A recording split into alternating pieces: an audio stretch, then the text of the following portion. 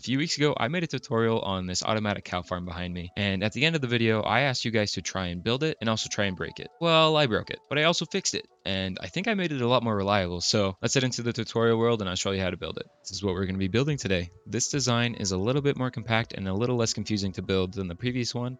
It uses a little bit less materials, which is super nice, and let's go check and see what materials you'll need for today. All right, to get started, we're going to build just one of these front breeding chambers and also the circuitry in the back. These are going to be all the materials you're going to need for today. These are dispensers and these are droppers. The droppers are for the circuit in the back, so you won't need any more than 4. I'm going to be using these blocks of copper for my building blocks, so anytime you see blocks of copper in any of these shulker boxes here, you're more than welcome to change them out for any other type of building block. And if you plan to expand how many cells you have, like I showed you in the beginning of the video, I recommend getting an abundance of these materials just so you have everything you need to add more of these breeding cell chambers later on. We're going to start off with this breeding chamber here, and all of the materials you need to build that chamber are in this box here. And again, these are going to be dispensers and not droppers. To get started here, we're going to first decide where we want all of the items to go. Right now, I'm just going to have it going into a chest right here. And then I'm going to have 4 individual hoppers going into that. You can decide later on if you want this to go into a sorting system or like a whole other storage system. But this is just going to be how it's laid out for just one individual cell for now. And once you have that figured out and all lined up, I recommend going onto the back of these hoppers here and starting to build up a back wall. And then wherever you decide to start your chamber, make sure your grindstones are placed 1 block apart. And then also make sure they are placed facing this this back wall here. Make sure they're all attached, because if a block were to land in this corner here, if they were placed like this, sometimes they get stuck and they can't go through, but they will always go through if they're placed correctly. We're gonna probably build this up just layer by layer. So the next step here is just to build a glass or transparent block wall that kind of surrounds each of these grindstones here. What we're going to want to do next is take our dispensers and make sure they're facing towards this grindstone. This is going to be where the baby cows fall and where the lava gets dispensed. What we're going to do next is build up this back layer one more time and build up another layer of this glass right in front. Then you're going to take string and 1 block above this one, so it'll be 1 more block above this dispenser here. Directly in front of you, click the string facing that way in both of these chambers. Then take your observer and place it so that the observer face is looking directly into that string, just like so. Now what we can go ahead and do is build up 1 more layer behind it, and then above these observers in the middle here, place another solid block that is going to be where the cows are going to be falling onto, and then build up 1 more layer directly behind it. Now I accidentally forgot to add 1 more dispenser in to that thing, so make sure you have at least 3 dispensers here. Put this last dispenser right above this block in the middle, and then you can go ahead and build up this glass wall just like that. And then 1 more row above this, you're going to do just another solid block row, and then right above this chamber here, place 2 solid blocks, so it's 1 block above this dispenser. And then take some iron trapdoors and place them directly below these blocks that we just placed, so that there's a little bit of a smaller gap right next to this dispenser here. Go ahead and fill in the rest of the glass for now, and you can decide if you want a solid block or a glass block in these little spots. I liked it to be a solid block, and then I like to also just fill in the face. Once you're done with that, I'm going to step back here, and then I'm going to give you a chance to pause and catch up. Everything should look exactly like what I have here. Once you've taken that little break to make sure everything looks the same as mine, you're going to go 1 more block directly behind this little platform we built and build up like a 2-high wall just like that. This is going to be where the button's going to be placed eventually, but for now it's just so we can build along the back side here. So come along the back, and about 1 block below this one, along this line where this dispenser is, just place a solid row of blocks behind it. And then this is going to eventually expand to all the other chambers, but for now we can just leave it like this. Then once you have this line in, go ahead and place redstone dust all along the back side there. Then we're going to come right behind these observers here and place a U shape that goes just like this, and it's going to be directly behind those observers, so you can't even see the face of them. Then you can go ahead and place redstone dust just along the top here, and right behind the back of this dispenser, 1 block below, do another U shape that kind of looks like this, but instead of just redstone, we're going to place 2 repeaters facing into the backs of them, and then a redstone line connecting them just like that. Then once you have that, we're going to extend this 3 blocks, place 2 redstone dust, a redstone repeater facing outwards, and then on this redstone repeater's face, place a block so that the redstone repeater is going into this block. Then right below it, we're going to put a sticky piston facing upwards so that there's a block gap, so it kind of has like a half of an X look. And then this is going to come into play later when we build our button mechanism, which is up next. But first, I'm going to give you guys a chance to pause the video and try to build everything that you see. Hopefully this is a good enough angle. Now we can get started on this button mechanism, and these are going to be all the items you're going to need to start this. First thing we're going to start with is deciding where we want the button. I like to have it about 1 block away from my very first chamber, so it's like a space over. Then right behind this button, 1 block down, we're going to place a staircase going downwards towards our redstone line, just like that. And then grab some redstone and connect it up. A good way to test to make sure that it works just fine is to hit the button, hear that click, and that's how you know that it's working just fine. And then we're going to take a sticky piston, and directly behind this block here, right below this initial block, we're going to place it facing outwards, and then having an observer so that this red dot is directly behind it, and it looks just like that.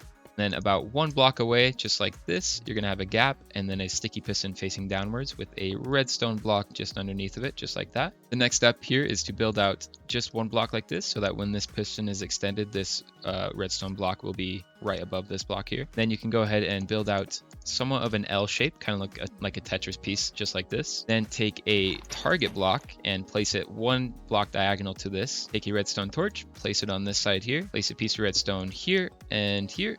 And then 1 block above this redstone piece, you're going to place a block and have the signal travel upwards just like that. Then you're going to have 2 hoppers that are facing into each other just like this, so they're both connected. And then a redstone comparator that is in subtract mode so that it has that little dot up that is facing this target block here. And then a redstone repeater that goes this way, and then you'll see that the circuit should look somewhat like this. And inside these hoppers, I'll explain it a little bit later, but for now you can go ahead and place a stack in there for now. Then we're going to come right behind this hopper here and place another comparator so that it's facing outwards. And this comparator is going to have a block between it and a redstone repeater that kind of angles out like this. Then we're going to bring this all the way out just like so. So there's 3 blocks here. There's going to be a redstone repeater right in front of that block and a redstone repeater going into that repeater, and then a block of dust between. Make sure the system works just fine. We're going to press this button. You should see that this redstone block is left here, and then that all the blocks are going to travel into this one. I reduced how many blocks I have in there just to show you how it works a little faster.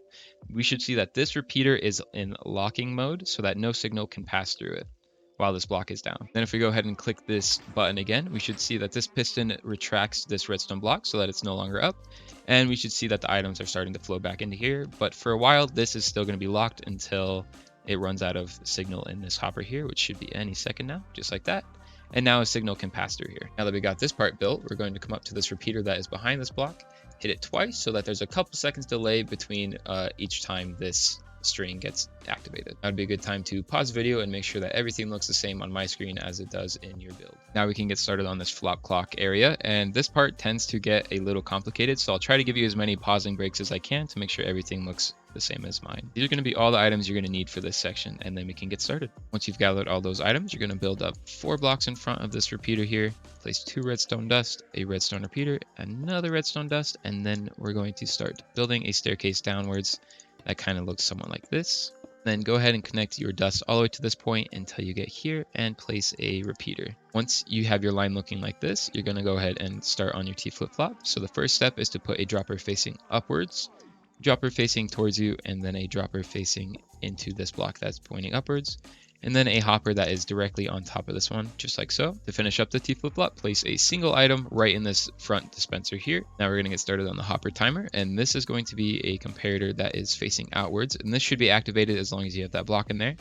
Then you're going to build a hopper clock that is starting here, so that this comparator goes into this front one that is on the left. Right next to these ones, we're going to place 2 comparators on either side, both facing outwards. Then on either side of these comparators, place a block just like that so that it's facing into it. And then on this side here, place a single redstone dust on both of them, 2 pistons that are facing each other towards each other like that, and then a block of redstone between, just like that. We're going to go ahead and add items to this hopper clock in a second, but for now we're going to build right in front of this block here so that this redstone line continues like this.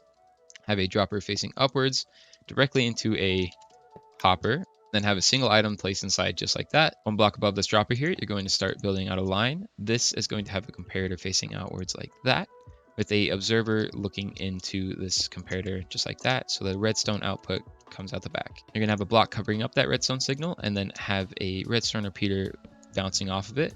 And then you can go ahead and connect this line just like that. Now that we have this whole line in, this would be a good time to pause the video and make sure everything looks the same. Then we can get started on the next part of this hopper clock area. On the same level that this comparator is, build out another line that is going to go all the way down, connect right up to this so that there should be no change in height. Then similar to this one, we're going to have a comparator facing outwards, but this one's going to go into a block and then a redstone dust behind it and then a redstone repeater here so these don't connect.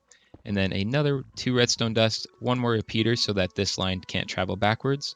And then there's going to be a block gap right here. And then you're going to place a target block, just like so, a sticky piston, and an observer, so that there's 1 block gap on either side here. Now this is another good time to pause and make sure that this line all looks the same, as well as these pistons here, because these are very important. Now we're going to add some items into this hopper clock here. For now, I'm just going to add a stack. I'll explain a little bit later when you should add more. I'm going to try and give you the best overhead shot I can. Hopefully this is good enough. Go ahead and pause and make sure that everything so far looks just like this in your system. Once we're done with that, the next step is to add all of your lava and water. So the water goes in this top dispenser here. The 2 lava buckets go in the back, and it's pretty easy just to hop in the back here and add them just like that. And then for the cows. So this isn't easy. This usually takes the longest. The best thing to do is to get them up top here, wherever you got them from, to get them to this cell, and then hopefully they follow you. And then you need at least 1 of them to go in here, and usually this takes quite a lot of time, but then there we go. The best way that I found to get cows into this chamber here is to breed them just like that. They will make a baby and the system might activate, but the baby will fall down and activate the system and it'll get killed. Now, the number of cows depends on you. However many you want to bring in here, that's all up to you. I recommend between 4 and 14 cows. 14 will give you the maximum amount of steak and leather without breaking the system at all, and 4 will give you like the minimum amount while also being still pretty decent. And then once you have these guys in here, go ahead and place a fence directly above it because it'll be easier to control their jump, and also it makes it a little easier to breed later on. All right, let's do a quick test. I put about 8 cows in there, so we should get about maybe 3 to 4 cows depending on how well I breed these guys. So the first step is to push the button, the water should dispense, and then you can go ahead and breed them. I do like a little U pattern, get them all nice and loved up in there. There we go. And then once you see that they're all done breeding, go ahead and press the button. Should drop the baby cows. Looks like they all went into the right side, but they usually split like 50-50 between each side.